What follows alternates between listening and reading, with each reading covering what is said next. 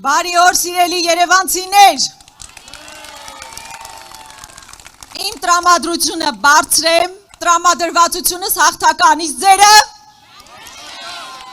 կեցեք։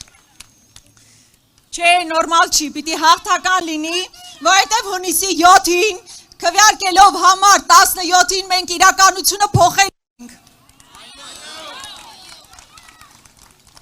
Սիրելի երևանցիներ, ես ուզում եմ մեր նախընտրական ծրագրից 5 կետ առանձնացնել և խոսել դրա մասին։ Առաջինը անվճար կրթությունն է։ Ես այստեղ տեսնում եմ բազմաթիվ երիտասարդների, ուսանողների և մենք ուզում ենք ասել ձեզ հետևյալը։ Սիրելի երիտասարդ, դու սովորելու ես անվճար։ Հազարավոր ընտանիքներ այսօր կքացեն այդ ֆինանսական ծանր բեռի տակ և մեր ապագա կառավարությունը իր վրա վերցնելու է այդ ֆինանսական պարտավորվածությունը և դու սիրելի ուսանող զբաղվելու ես բացառապես կրթություն ստանալով։ Սա մեր հիմնական խոստումներից մեկն է և կասկած անգամ չունենաք, որ այդ խոստումը իրականացվելու է։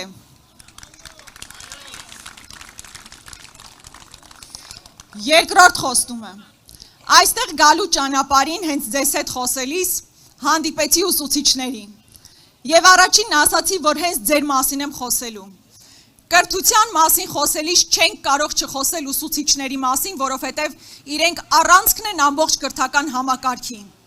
Մենք ամբողջապես վերանայելու ենք այն ստորացուցիչ ատեստավորման համակարգը, որ գործում է այսօր։ Իսկ այն ուսուցիչները,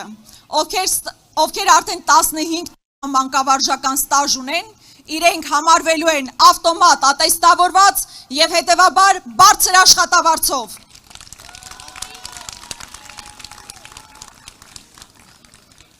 Երրորդ խոստումը։ Իմ գործընկերները խոսեցին, բայց թույլ տվեք ես ևս մեկ անգամ դրան անդրադառնամ։ Գույքահարկերի բարձրացումը ուղղակի մենք հետ ենք պտտեցնելու։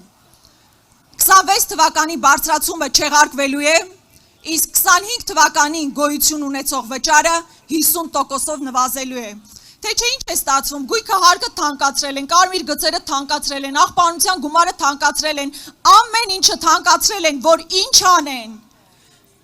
Ինչ է ստեղծվել լրացուցիչ ձեզ համար, եթե չասենք 8 միլիարդ էլ նույնիսկ պետական պարտք են ավելացել։ Հետևաբար այդ բեռը ևս պակասեցվելու է։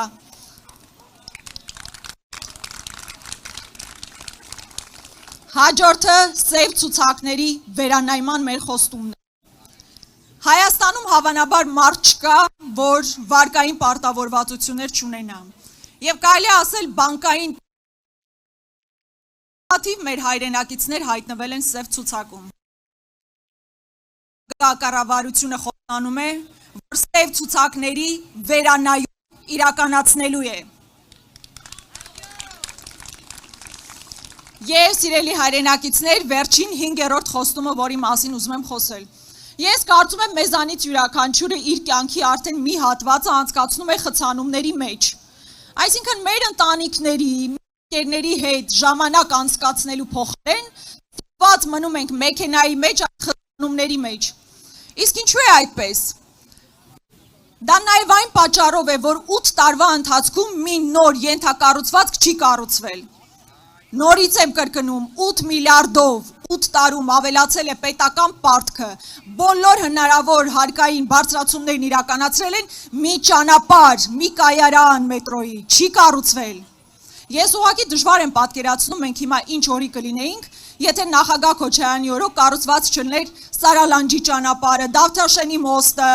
Խաջանիեն ճանապարհը և բազմաթիվ այլ ճանապարհներ, ոնց կարելի է 8 տարի քերել մարդկանց ու մի ճանապարհ երևանցիների համար չնախատեսել։ Սա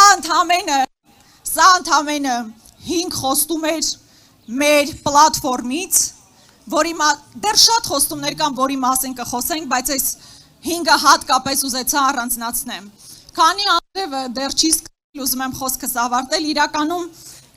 մտածում եմ միայն խոստումներով ավարտել, բայց քանի որ Անդրանիկի արձանի մոտ ենք, չեմ կարող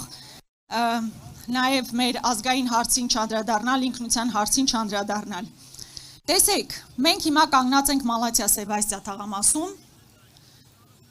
մեզ, ինձ, ձեզ, նոր քում ապրող, Շենգավիթում ապրող, Կապանում, Սան Ֆրանցիսկոյում, Սիդնեյում ապրող հային, կան մի քանի բան, որ ընդհանրացնում է։ Մեր հավատքը, որի նկատմամբ, եկեղեցու նկատմամբ աննախադեպ պատերազմ է հայտարարված։ Մեր պատմությունը, որ աննախադրեպ սրբագրման է ենթարկվում հիմա։ Իսկ ցեղասպանության ուրացման ակնհայտ դրսևորումներ մենք հիմա տեսնում ենք։ Հավատք, պատմություն, խորհրդանիշներ, ինքնության այդ տարեր։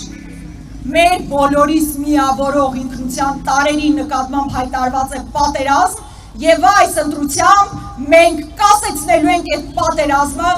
կանգնելու ենք մեր պատմության կողքին, տերեկ լինելու մեր անցյալին եւ մեր ապագային։